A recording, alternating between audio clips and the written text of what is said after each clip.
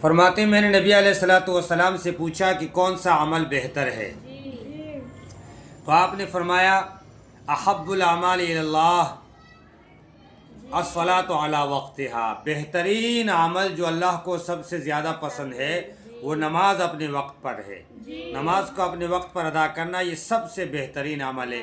فرمایا کہ اس کے بعد کون سا عمل بہتر ہے؟ فرمایا بر الوالدین، والدین کے ساتھ اچھائی کرنا، ایک ہو یا دونوں، زیادہ حقدار ہے، اور سب سے زیادہ حقدار ماں ہے، اس کے بعد پھر باپ ہے۔ فرمایا اس کے بعد کون سا عمل بہتر ہے؟ فرمایا الجہاد فی سبیل اللہ، اور اللہ کے راستے میں جہاد کرنا۔ پہلا نماز ہے اپنے وقت پر، پھر ماں باپ کے ساتھ اچھائی کرنا، اور پھر اس کے بعد جہاد فی سبیل اللہ۔ یہ عمل اللہ کو بہت زیادہ پسند ہے۔ فرمایا صبر، بسم اللہ الرحمن الرحیم۔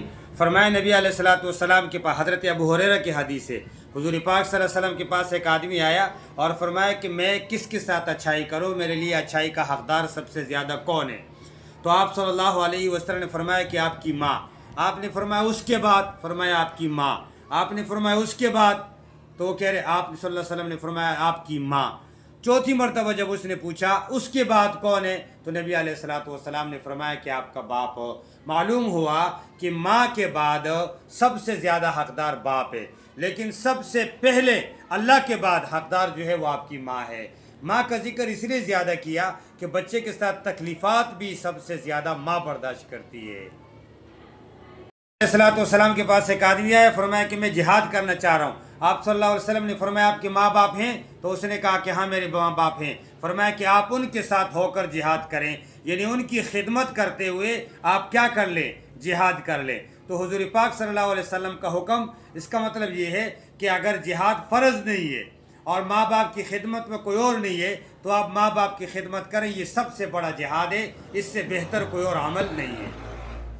علیہ الصلوۃ والسلام، عبداللہ بن عمر رضی اللہ تعالیٰ عنہ کی روایت ہے، فرمایا نبی علیہ الصلوۃ والسلام نے فرمایا کبیرہ گناہ ہے کہ کوئی آدمی اپنی ماں کو گالی دے، کبیرہ گناہ ہے کہ کوئی آدمی اپنے باپ کو ماں کو لعنت کرے۔ تو نبی علیہ الصلوۃ والسلام سے صحابی نے پوچھا ایسا بھی ہو سکتا ہے کہ کوئی آدمی اپنی ماں کو لعنت کرے، یا ایسا بھی ہو سکتا ہے کہ کوئی آدمی اپنے باپ کو لعنت کرے، برا بھلا کہے؟ فرمایا ہاں، جب بھی کوئی آدمی کسی اور کی ماں کو لعنت کرتا ہے وہ اس کی ماں کو لعنت کرے گا، اور جب بھی کوئی آدمی کسی اور کے باپ کو گالی دے گا تو وہ اس کو گالی دے گا۔ نتیجہ یہ نکلا کہ اس نے خود ہی اپنی ماں کو اور اپنے باپ کو لعنت بھی کر لی اور گالی بھی دے دی۔ اب معلوم یہ ہوا کہ کبیرہ گناہ ہے کسی مسلمان کو گالی دینا، ماں باپ کی، بہن بھائیوں کی گالیاں دینا کسی مسلمان کو بھی یہ بہت بڑا کبیرہ گناہ ہے، فسق ہے۔ دوسری حدیث میں سباب المسلم فسوق، مسلمان کو گالی دینا فسق ہے، اور جب آپ کسی کو گالی دیتے ہیں تو وہ گالی آپ کے اوپر لگتی ہے۔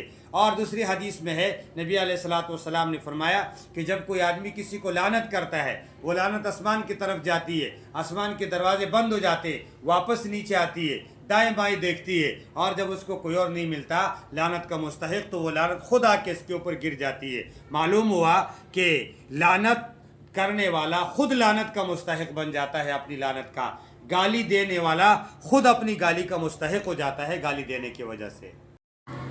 حضرت انس رضی اللہ تعالیٰ عنہ کی روایت ہے کہ نبی علیہ الصلوۃ والسلام سے پوچھا گیا کہ کبیرہ گناہ کون کون سے ہیں، بڑے بڑے گناہ؟ نبی علیہ الصلوۃ والسلام نے ارشاد فرمایا نمبر 1 شرک باللہ، اللہ کے ساتھ کسی کو شریک بنانا یہ سب سے بڑا گناہ ہے، اس کے مقابلے میں کوئی اور گناہ نہیں ہے۔ وقتل النفس، اور دوسرے نمبر پر ہے مسلمان کو قتل کرنا، کسی بھی نفس کو، مسلمان کو قتل کرنا یہ بہت بڑا گناہ ہے۔ ہاں، مسلمان کا قتل 3 صورتوں کے اندر جائز ہے، ایک جب وہ مرتد ہو جائے، نمبر 2 جب وہ قتل کر لے کسی کو، اور نمبر 3 شادی شدہ آدمی جب زنا کرے، اسلامی شریعت کے اندر اس کا قتل کرنا جائز ہے۔ اس کے علاوہ قتل کرنا یہ کبیرہ گناہ ہے۔ تیسرے نمبر پر ارشاد فرمایا والدین کی نافرمانی کرنا یہ بھی کبیرہ گناہ ہے، اور پھر چوتھے نمبر پر فرمایا کہ جھوٹی گواہی دینا بہت بڑا گناہ ہے، جھوٹی گواہی دینا بہت بڑا گناہ ہے۔ اور آگے ایک دوسری حدیث کے اندر ارشاد فرمایا کہ غافل اور سادہ عورتوں کے اوپر تہمت لگانا یہ بھی بہت بڑا کبیرہ گناہ ہے۔ اور ایک موقع پر ایک اور حدیث کے اندر ارشاد فرمایا جنگ کے دن میدان جنگ سے بھاگنا یہ بھی بہت بڑا گناہ ہے۔ تو بعض نے 7 گنوائے ہیں کبیرہ گناہ، اور بعض نے کیا 9 گنوائے ہیں۔ ان حدیثوں کے اندر مختلف قسم کے نبی علیہ الصلوۃ والسلام نے اس کا ذکر کیا ہے۔ اللہ تبارک و تعالی ہمیں اس سے بچنے کی توفیق عطا فرمائے۔ حضرت ابن عباس رضی اللہ تعالیٰ نے روایت کی ہے کہ نبی علیہ الصلوۃ والسلام کے بارے میں ہرقل کے سامنے ابو سفیان نے کہا تھا کہ اس نے جب پوچھا کہ تمہارا نبی تمہیں کیا حکم دیتا ہے، تو فرمایا کہ ہمارا نبی وہ ہمیں حکم دیتا ہے کہ آپ نماز پڑھیں، صدقہ دیں، پاک دامنی اختیار کریں اور نیک اچھائی کریں لوگوں کے ساتھ، ماں باپ کے ساتھ بھی، اور ماں باپ کے علاوہ اپنے لوگوں کے ساتھ خون رشتہ داروں کے ساتھ صلہ رحمی کریں۔ ہمارے نبی علیہ الصلوۃ والسلام نے ہمیں اس بات کا حکم دیا ہے، یہ ارشادات ہمیں بیان فرمائے ہیں۔ تو نبی علیہ الصلوۃ والسلام کا طریقہ یہی تھا کہ آپ اس طرح کی نیک باتوں کا حکم دیا کرتے تھے۔ تو سلام ایک دفعہ سواری پر جا رہے تھے، آپ صلی اللہ علیہ وسلم کے سامنے ایک آدمی آیا، آپ کی سواری کو پکڑ لیا، پکڑ کر پوچھا اللہ کے رسول صلی اللہ علیہ وسلم جا رہے ہیں، چلے ٹھیک ہے آپ جانے دیں، جہاں جا رہے ہیں جائیں، مجھے ایسے اعمال بتا دو شارٹ کٹ میں کہ میں جنت کے اندر داخل ہو جاؤں، وہ اعمال مجھے بتاؤ جس کے ذریعے سے میں جنت میں چلا جاؤں۔ تو حضور پاک صلی اللہ علیہ وسلم نے فرمایا آدمی تعبد اللہ ولا تشرک بہ شیئا، تم اللہ کی عبادت کرو، اس کے ساتھ کسی کو شریک نہیں کرو، نمبر 1، وتقیم الصلاۃ، نماز کو قائم کرو، نمبر 2، وتؤتی الزکاۃ، اور زکوٰۃ دیا کرو، نمبر 3، وتصل الرحمہ، اور صلہ رحمی کرو۔ یہ 4 کام اگر آپ کریں گے تو گویا آپ آٹومیٹکلی جنت کے اندر چلے جائیں گے۔ ایک اور حدیث کے اندر ہے، فرمایا کہ تم سلام کرو، اور اس کے ساتھ یہ فرمایا رات کو نماز پڑھو، اور اس کے ساتھ یہ فرمایا مہمانوں کو کھانا کھلاؤ، تو تمہیں اللہ تبارک و تعالی جنت میں داخل فرما دیں گے۔ ابو ہریرہ رضی اللہ تعالیٰ عنہ کی روایت ہے، یہ فرماتے نبی علیہ الصلوۃ والسلام نے ارشاد فرمایا جو آدمی چاہتا ہے کہ اس کا رزق وسیع ہو جائے، اس کا رزق زیادہ ہو جائے، رزق کی تنگی کا شکار ہے، وہ اپنے رزق کو کشادہ کرنا چاہتا ہے یا اپنی عمر کو زیادہ کرنا چاہتا ہے، تو اسے چاہیے کہ وہ صلہ رحمی کرے۔ صلہ رحمی اس کے رزق کو بھی بڑھا دے گی اور اس کی عمر کو بھی بڑھا دے گی۔ یہاں چھوٹا سا سوال اور چھوٹا سا ذہن میں اشکال آتا ہے کہ دیکھیں رزق جو اللہ نے مقرر کیا وہ تو ہے، عمر جو اللہ نے مقرر کی ہے وہ تو ہے، تو کیسے زیادہ ہو جائے گی؟ تو جواب یہ ہے کہ اللہ پاک اس کے لیے رزق میں اور عمر میں برکت نازل فرما دیں گے۔ یہ اس تھوڑے سے رزق میں بہت کچھ فائدہ حاصل کر لے گا اور اس تھوڑے سے عمر میں بہت بڑے بڑے کام کر لے گا۔ اس لیے نبی پاک صلی اللہ علیہ وسلم نے ارشاد فرمایا صلہ رحمی سے عمر بڑھتی ہے اور صلہ رحمی سے رزق زیادہ ہوتی ہے۔ جو لوگ بھی پریشانی کا شکار ہیں انہیں چاہیے کہ وہ صلہ رحمی شروع کر دیں۔ اور صلہ رحمی کیا ہے؟ صلہ رحمی اگلی حدیث میں ہے، صلہ رحمی یہ ہے کہ ایک آدمی آپ کا خون رشتہ دار آپ کے ساتھ تعلقات نہیں رکھتا، آپ اس کے ساتھ تعلقات رکھیں۔ ایک آدمی اگر آپ کے ساتھ تعلقات رکھتا ہے، آپ کے پاس آتا جاتا ہے، یہ آپ اس کے بدلے میں اس کے گھر میں جاتے ہیں، یہ صلہ رحمی نہیں ہے، یہ تو بدلہ ہے۔ صلہ رحمی یہ ہے جو آدمی آپ سے توڑے، سل من قطعک، جو آدمی آپ سے توڑے آپ اس کے پاس جائیں، اس سے جوڑے۔ جو توڑتا ہے اور اس سے آپ جوڑتے ہیں، یہ اللہ تبارک و تعالیٰ کا مقام ہے۔ اللہ جوڑنے والا ہے، اللہ اس کو، اور فرشتہ ہے وہ آواز لگاتا ہے اے اللہ جوڑنے والوں کو اللہ کی رحمت میں شامل کر دے، جوڑنے والوں کے اوپر رحمت نازل فرما دے۔ تو صلہ رحمی کرنے والوں کے لیے اللہ کی طرف سے کیا ہوتی ہے؟ رحمتوں کی بارش ہوتی ہے۔ فرمایا نبی علیہ الصلوۃ والسلام نے اپنے بیٹے ابراہیم کو لیا اور اس کو بوسہ دیا، اسی طرح اپنے حسن کو اور حضرت حسین کو لے کر آپ نے بوسہ دیا۔ تو وہاں پر ایک صحابی بیٹھا ہوا تھا، اس نے کہا کہ اللہ کے رسول صلی اللہ علیہ وسلم یہ کیا کر رہے ہو؟ تو کہنے لگا کہ میں بوسہ دے رہا ہوں تو رحم کر رہا ہوں، دل میرا اس کے ساتھ کیا کر رہا ہے؟ محبت کر رہا ہے۔ کہہ رہے میرے تو 10 بیٹے ہیں اور میں تو کسی ایک کو بھی نہیں چومتا۔ تو نبی علیہ السلام نے فرمایا آپ کے دل سے اللہ نے محبت کو لیا ہے تو میں کیا کروں؟ بچوں کو چومنا یہ نبی علیہ الصلوۃ والسلام کی سنت بھی ہے اور محبت کی علامت بھی ہے۔ ایک اور حدیث میں ہے کہ ام خالد اپنے بیٹے کو نبی علیہ السلام کے پاس لے کر آئی، وہ لڑکا شرارت کرنے لگا، نبی علیہ الصلوۃ والسلام کا گریبان کھلا تھا، اس نے اندر ہاتھ ڈال کے مہر نبوت کے ساتھ کھیل رہا تھا۔ جب ماں نے منع کر دیا، نبی علیہ الصلوۃ والسلام نے فرمایا نہیں نہیں نہیں، رہنے دے بچہ ہے، اس کو کھیلنے دے۔ تو محبت کرنا بچوں کے ساتھ، تعلق رکھنا بچوں کے ساتھ، اور اس کو کیا کرنا، اس کو پیار کرنا، یہ نبی علیہ الصلوۃ والسلام کی سنت ہے۔ حضرت عروہ ابن زبیر رضی اللہ تعالیٰ عنہ فرماتے ہیں حضرت عائشہ صدیقہ رضی اللہ تعالیٰ عنہ فرماتی ہیں ایک عورت میرے پاس آئی، اس کی چھوٹی چھوٹی 2 بچیاں بھی ساتھ میں تھی، اور مجھ سے کچھ اس نے مانگا، میرے پاس اور کچھ نہیں تھا، میں نے اس کو 1 کھجور دے دی۔ کھجور نبی علیہ السلام کے گھر میں صرف 1 کھجور ہے بھائی، 1 کھجور دے دی۔ اس نے وہ کھجور آدھی کر دی، آدھی ایک بیٹے کو دے دی اور آدھی دوسری بیٹی کو دے دی، دونوں نے کھایا، پھر وہ لوٹ کے چلی گئی۔ جب لوٹ کے چلی گئی اتنے میں حضور پاک صلی اللہ علیہ وسلم پہنچ گئے۔ اللہم صلی علی محمد وعلی آل محمد۔ آپ صلی اللہ علیہ وسلم سے حضرت عائشہ صدیقہ رضی اللہ تعالیٰ نے واقعہ عرض کیا کہ میں نے ایسے کیا۔ فرمایا نبی علیہ السلام نے کہ جس کو اللہ پاک بیٹیاں دے دے، اور 2 بیٹیاں، اور وہ آدمی اس بیٹیوں کی تربیت کر لے اور ان کو اچھا کر لے، بڑا کر لے، اس کی تربیت وہ کر لے، فرمایا کہ اس آدمی کے لیے جہنم سے پناہ کا یہ سبب بنے گا۔ فرمایا کہ یہ عورت جو ہے اگر ان بیٹیوں کی صحیح تربیت کر لے گی تو اس کے لیے جہنم سے پناہ کا سبب بن جائے گا یہ بیٹیاں۔ اللہ تبارک و تعالیٰ بیٹیاں بھی دے سب کو، اور بیٹیوں کو پالنے اور جہنم سے بچنے کی بھی توفیق نصیب فرمائے۔ حضرت عمر رضی اللہ تعالیٰ عنہ کی روایت ہے، یہ فرماتے نبی علیہ السلام کے پاس سامنے ایک موقع پر قیدی لائے گئے، ان قیدیوں کے اندر بچے بھی تھے اور قیدیوں کے اندر عورتیں بھی تھی۔ ایک عورت ایسی تھی کہ اس کا بچہ رہ گیا تھا یا گم ہو گیا تھا یا مر گیا تھا، تو کہنے لگی وہ جس بچے کو بھی دیکھتی فوراً اٹھاتی اور اپنے سینے کے ساتھ اس کو لگا کے اس کو دودھ پلاتی، ایک کو، دوسرے کو، تیسرے کو۔ نبی علیہ السلام نے دیکھا، صحابہ سے فرمایا کہ دیکھو کیا یہ عورت اگر اس کا بچہ ہو تو کیا یہ اس کو آگ کے اندر ڈالے گی؟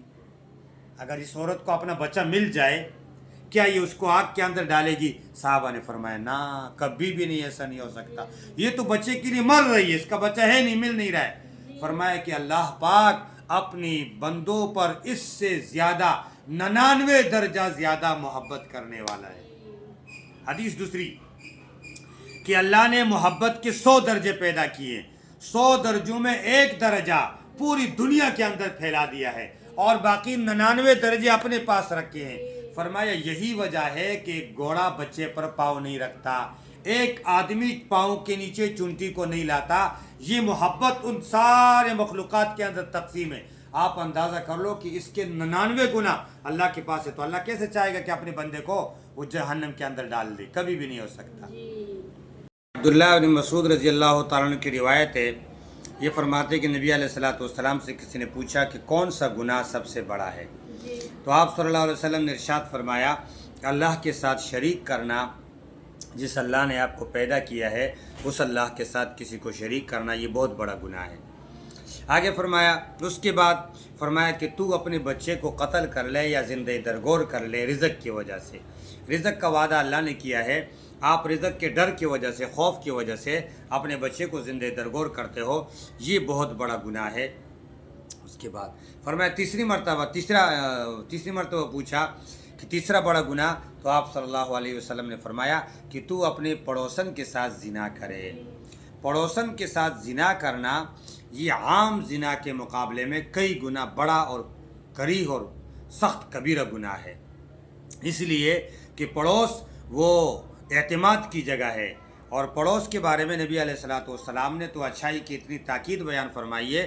فرمایا جبریل آیا اور میرے ساتھ میراث کر شریک کرنے کے لیے اتنا بولا، میں قریب تھا کہ مجھے نبی علیہ السلام فرماتے میں ڈر تھا کہ میراث کے اندر میرے ساتھ ہی شریک نہ ہو جائے، چونکہ پڑوس کے ساتھ اندر اعتماد ہوتا ہے، پردے کا بھی کم معاملہ ہوتا ہے، اور ایک دوسرے سے چھپنے کا بھی مسئلہ بہت کم ہو جاتا ہے، ہر چیز نظر آتی ہے اور ہر جو ہے نا باتیں ایک دوسرے کے ساتھ شیئر ہوتی ہیں، اس لیے نبی علیہ السلام نے پڑوس میں زنا کرنے کا بہت سخت اس کو گناہ کبیرہ کے اندر شمار کیا بنسبت عام زنا کے۔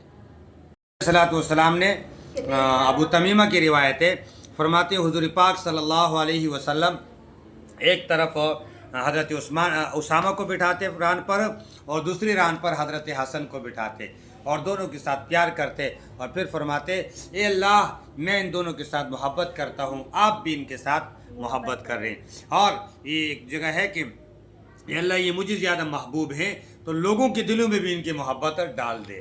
تو نبی علیہ السلام جھولی میں بچے کو بٹھایا کرتے تھے۔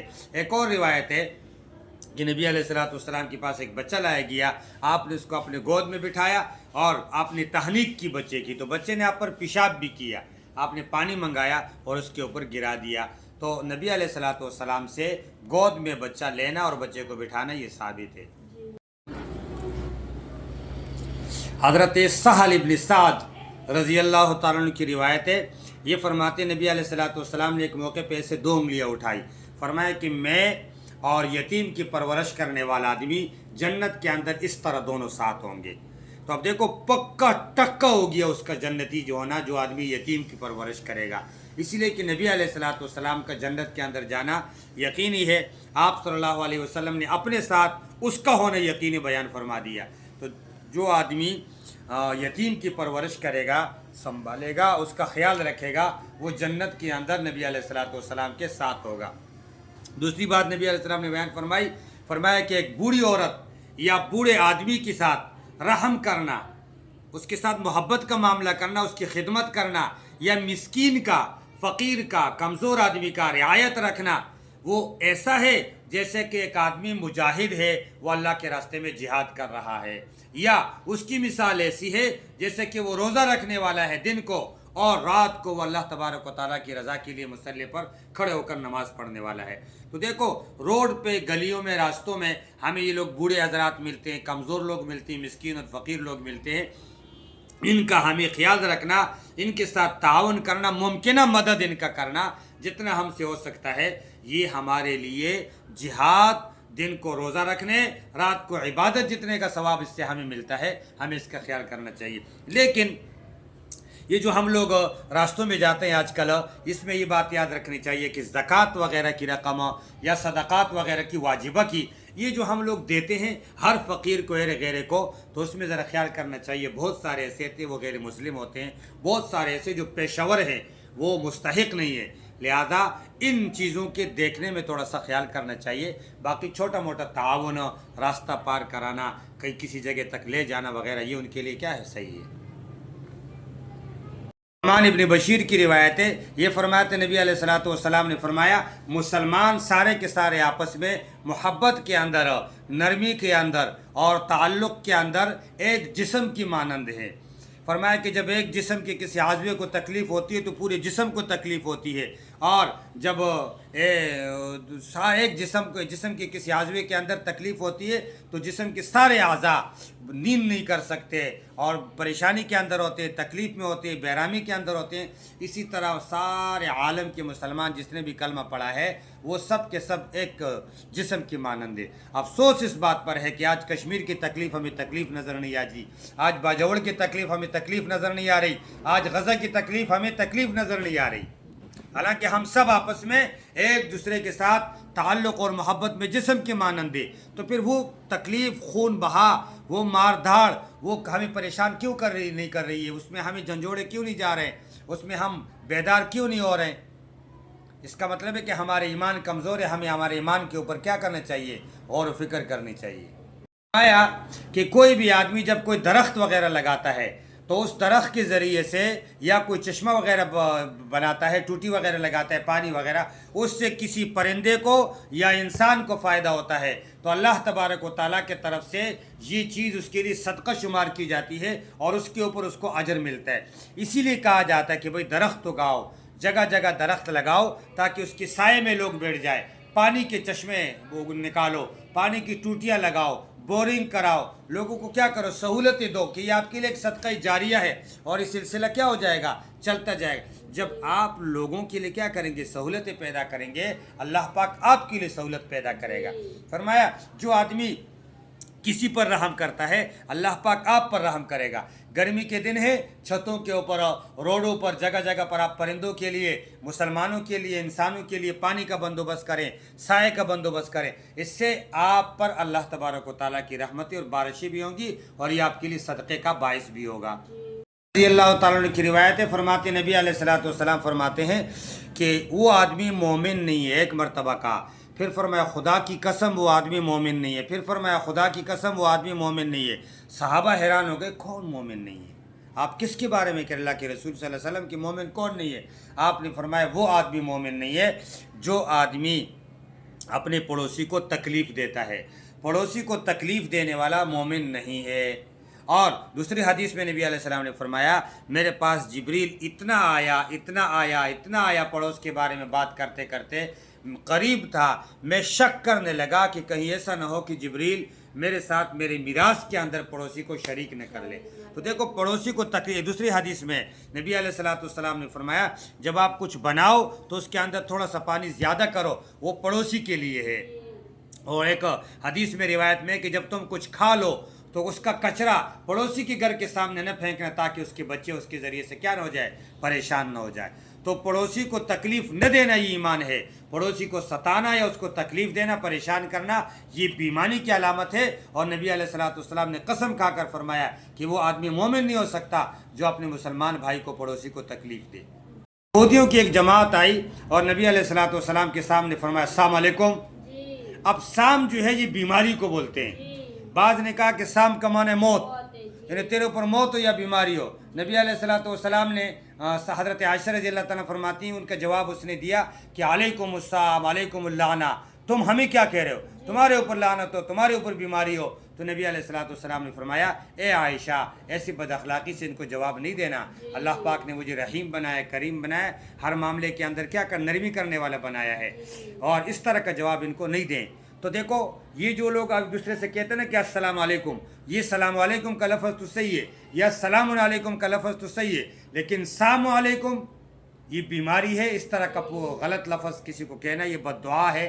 اس سے کیا کرنا چاہیے، اجتناب کرنا چاہیے، سلام کو درست سیکھنا چاہیے، السلام علیکم ورحمۃ اللہ یا سلام علیکم۔